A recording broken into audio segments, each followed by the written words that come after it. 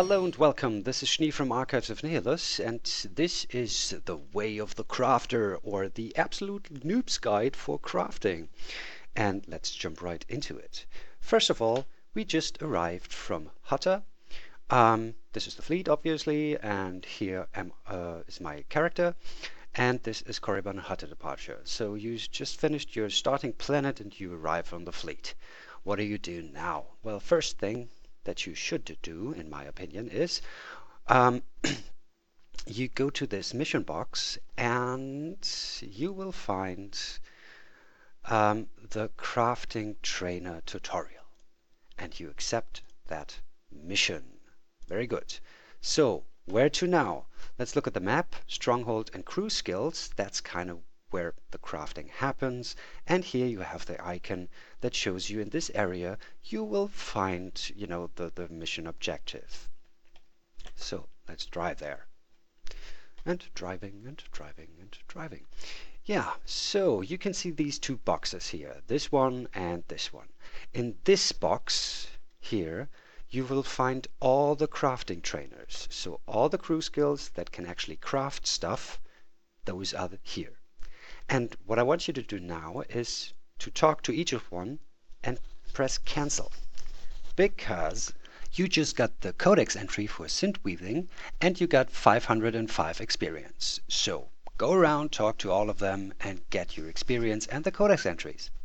And after that we're going to talk about what crew skill is best for you in terms of how many credits do you have and what class you're playing. Well, if you don't have a lot of credits, the two skills that you should pick up is either slicing or treasure hunting, because they both come with lockboxes. Let's look at that. Let's train this. And here you have the icon for slicing. And in the slicing window, all the missions, there is a lockbox. And lockboxes contain credits, usually the same amount that the mission costs, or a little more, a little less. So if you don't have any credits, you can still level up a crew skill without spending money. This is the first thing I would pick up, so in this case slicing, or you take treasure hunting.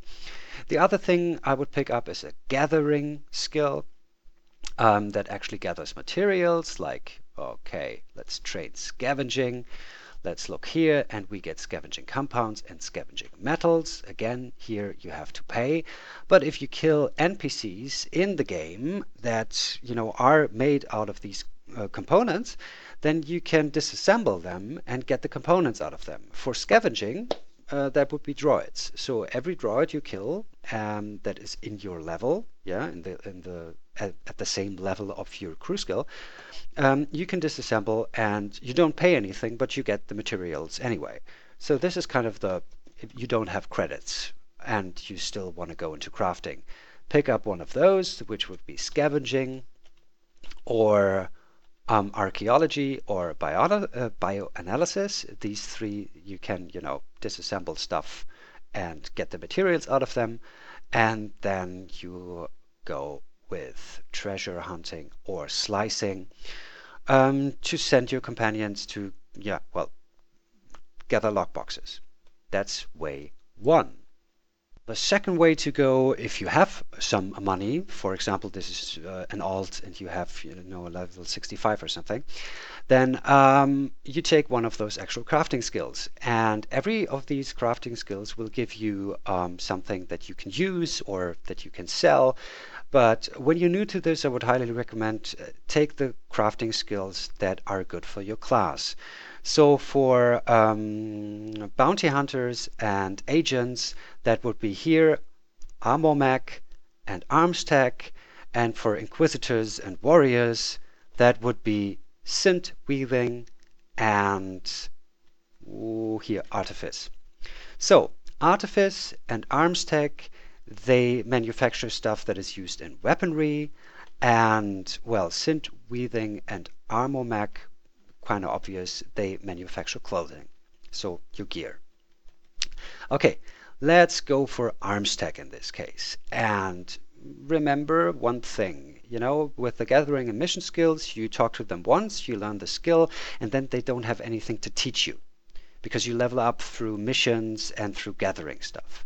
With the crafting bit, it's a bit different because here, when you click at them, talk to them again, you can see here is this little thing. You can go to all, you can go to trainable, you can go to certain things that you can craft. Let's go to all first. And you can see all the stuff that is actually trainable, that you can actually learn here. Yeah, not at the moment. You can see requires 250, so I have to level up my skill first, but all of these things you can learn. Okay, so first thing I recommend is go to trainable, because then you can always see, is there something to train, or can I come back at another time? All right. So now that we got our crafting skill, we press L, we go to Codex, we go to Crew Skills, we go to Armstech, and then we look at the very bottom, and it tells us the recommended gathering skills and the recommended mission skills. I would always opt for the first gathering skill or the first mission skill if there are more than one. All right, let's do this quickly. This means we are going for scavenging as a gathering skill. We train this. And then we are going to for investigation, because that's the recommended mission skill. All right, let's look at what we can actually craft. And well, so far we can craft an assembly component and something in the wheelable section, depending on what crafting skill you chose. But all crafting skills, at the very top, there's the assembly component or the equivalent. So Armstech, Armomech, and Cybertech, it's called assembly component. Synth weaving and artifice, it's called bonded attachment. And in biochem, it's called cell crafts. But it's always the same thing. It's a green item that you can manufacture for only 6 materials, and it will, give you an item or craft an item that is used in all other crafting. Here you see Dash Arms assembly component, and here as well. So it's really the first thing that you need to craft anyway to craft in your crafting skill. And so it's the easiest way of leveling up. Now there are 2 ways of doing this, again depending on your budget. These materials you can either gather, because here it's a scavenging compound, it's a scavenging metal. So what you could do is go to your scavenging window and then send your companion on the missions to gather the materials. This will take some time, and the yield is not really high. So even if it says moderate yield and then it says high yield, but you're going to get, like 5 to 15 of those. And when we go back, let's stop this because we don't want this right now. And if we go back and look at how many we need, you're going to be able to do 5 or 6 at a time. But if you really want to craft fast and level up fast, this is not the way to go, but it's the cheapest way to go. The other way would be to buy the materials at the GTN. Well, not only the GTN, because here you can see Crew Skill Trade Vendor. And all the additional materials you need are sold here. For example, as we just saw, if I want to manufacture the assembly component, I need conductive flux. And the conductive flux is sold here at this vendor, and it will always be the cheapest here. It will always be more expensive on the GTN. So if you want to save money, if you're on a budget, this is the way to go. Additionally, the use of the shift left click is really, really good here, because I can either hover over the item and right click, and then I get 1 item. Well, let's sell this back so you can see this. 1 item, 2, 3. And if I want 99, that's kind of a long, long way to go. If I just shift and left click, the split stack window opens. I can click to 99, click on split, put it in my inventory, and I'm done. Which is kind of the way to go, I think. Just a little pointer there. So let's look at the GTN and what it has to offer and how to handle it. Okay, now we are in this section of the fleet, the Galactic Trade Market, and in this area we find the GTN, the Galactic Trade Network. Let's open it. Here you can see network. And what you want to have open as a crafter, usually, that is your crafting skill, the GTN, and your inventory. Because you're here to buy stuff. And if you type it in here instead, well, it takes long. So you can just shift, left click the item. It will appear here and you can search. You can do that with any item and it's simply quicker than typing, That's kind of cool. All right, so then we have all these ledgers where we can sort the results of our search. We are interested in unit prices because we're not just going to buy one dash, we're going to buy as much as we can. And so we want to see what the unit price is. Here we have the cheapest unit price now, and the cheapest unit price is almost 5 credits, so 99 dash go for 450, which is kind of really cheap, and we could buy this now. Now for the most important thing to bear in mind when you're on the GTN. Some of the people in this game, in our beautiful community, are, well, ethically challenged. And they put up items like this, that are really cheap and worth very little for ridiculously high prices. This guy, this guy, this guy, they all try to cheat you out of millions here with, almost no value items. This is not even 20 credits worth, and he wants 3 million, almost 3 million.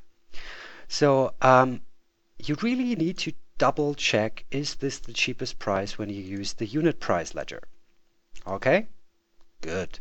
Bear that in mind. It saves a lot of money. And don't feed the trolls. All right, the last tip I wanted to give on the GTN is look at the pages.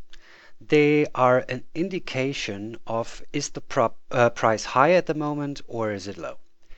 We have dash, we have 27 pages. It's not all going to be this dash, but most of it. And we have a really, really low price, not even 5 credits per item. Now let's look at silica in comparison. And there you can see we have 14 pages. And you guys again, I love you. Hello there. Ugh. Okay, we have 14 pages and we have almost 30 credits. This is a compound grade 1. This is a metal grade 1. So it's basically the same item, but there's not as much out there, so the price goes up a bit. And now look at the conductive flux. We only have one page. We only have 2 people who put it up.